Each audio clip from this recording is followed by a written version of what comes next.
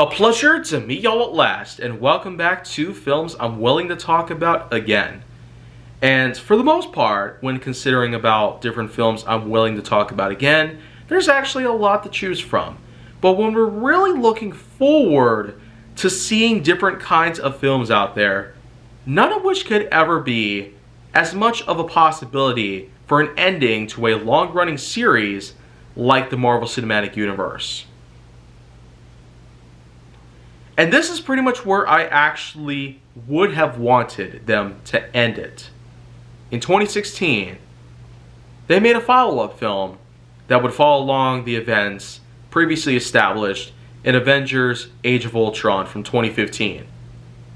This follow-up film from 2016, called Captain America Civil War, is none other than a political discourse of a film.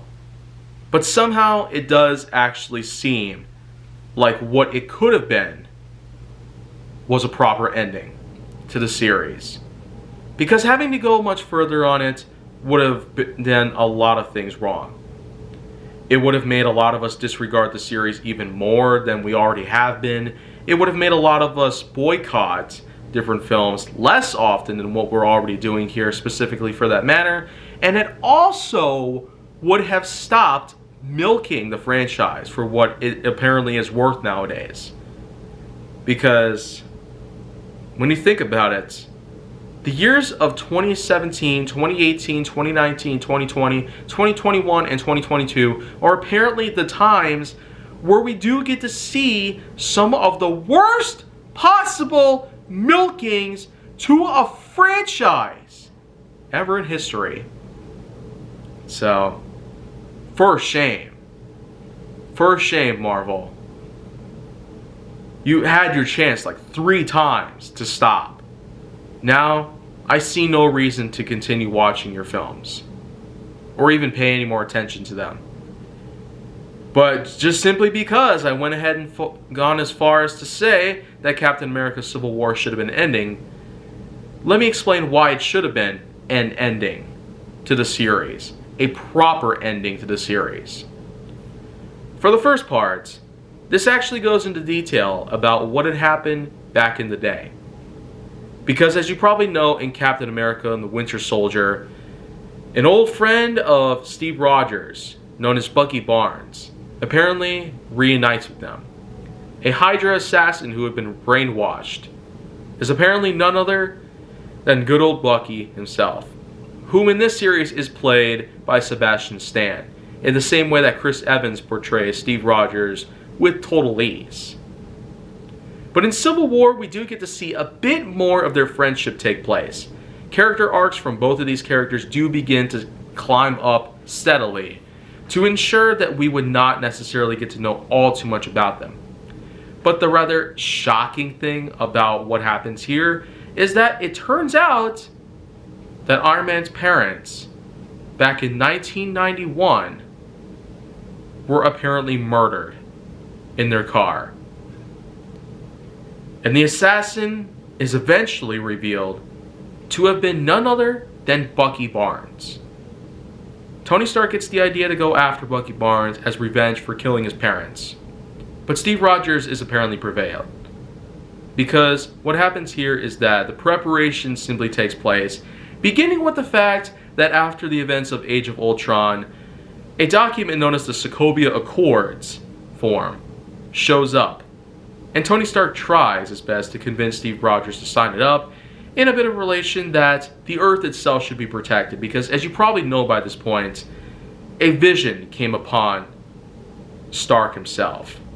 Robert Downey Jr.'s own character apparently believes that some ginormous threat will eventually come down onto Earth and try to destroy everybody and everything that exists on the planet Earth itself. So what he tries to do is he tries to simply form a giant barrier around the entire Earth itself to prepare for this oncoming threat. But Steve Rogers simply declines. Simply because visions apparently are not negotiable, nor could they ever exist. A person can never truly experience a vision. But apparently we do get to see for ourselves Apparently, this vision was right. Tony Stark was right the whole time. I mean, that's just part of the reason why I would rather avoid this series. I mean, do I have to talk about everything about Civil War just to literally push the political discourse all over the place? Well, in any case, though, Tony Stark eventually comes across Steve Rogers trying to protect Bucky Barnes from getting hurt, and eventually, a grouping of the Avengers themselves, including Black Widow and Hawkeye, actually go ahead and join up with Steve Rogers' side, whereas the rest of the team is in fact devoted specifically to Tony Stark. It is in fact a full-on battle that goes ahead with all of the Avengers themselves fighting their own friends and partners on their own team. And so, I feel like that the rest of the entire film is just gravy. But it gets all the way down to the point where it's apparently found that a guy known by the name of Zemo is apparently the guy who's responsible for relaying this sort of information out to Tony Stark and trying to convince him that Bucky Barnes is an assassin who needs to be destroyed. Which is, of course, the reason why Captain America no longer trusts him, along with a large part of the Avengers. And so, Black Panther eventually goes out to find Zemo, while Captain America and Tony Stark eventually duke it out again. This time with Steve Rogers apparently winning the fight. I mean, really. A World War II veteran going hand to hand, fist to fist, toe to toe, and eye to eye with a guy in an iron suit. And apparently wins the fight. Like, I don't really know what else to mention here. I mean, that's just the ridiculous nature of it. That it's just the whole part of the reason why this should never have continued. And more importantly, the fact that the Avengers now apparently have betrayed each other and are now basically fugitives from the law. After all that they decided to do. I mean, I don't know what else to say about this, but I mean, just to know the fact that I have talked about the MCU before, and I plan on never talking about it again, it just goes to show there's really a lot more that we could expect to see. I mean, I really need to stress this out like right now because this is just unbelievably bad. A Black Panther sequel is apparently coming soon. Why? Just why? Chadwick is not alive. He doesn't deserve this. He doesn't deserve to have a sequel made while he's literally buried below the ground. Nobody deserves this. Nobody deserves to have Chadwick Boseman's legacy be torn apart with a sequel that doesn't even feature him anymore. Why would you do that? Oh man, there's just no way at this point. And they're going to go as far as to try and tease us with other things out there that many people would want to see, then forget it. So, this is where I just draw the line. It should have ended at Civil War. Right there. Because it already gave us an ending. That apparently, the two factions apparently unite with each other again.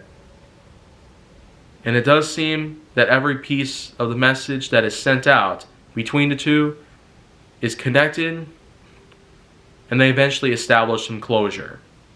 And they no longer need to commit any sort of violence or other such conflict on each other again. So with that in mind, that's it. No more MCU films. I have no reason to talk about them now, and I have no reason to talk about them again. So with that in mind, well, I'll be back here with some more material very soon. But if you want to see more, go down to my channel. Then make sure that you like, subscribe, comment, follow me on social media, and stay on the Hollywood side.